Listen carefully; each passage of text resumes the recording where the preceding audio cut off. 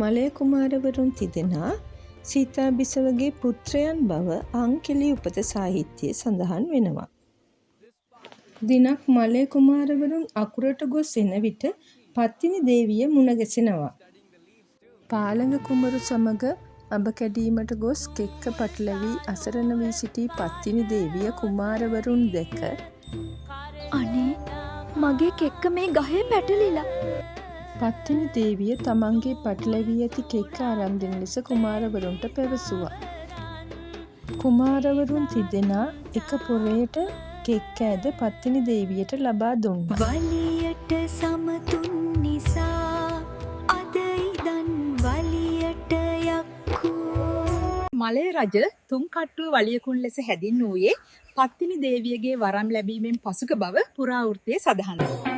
උඩරට නර්තන සම්ප්‍රදායට අයත් වලියක් මංගල්‍ය මහනුවර දළදා මාලිගාවේ විෂ්ණු දේවාලයේ පවතී.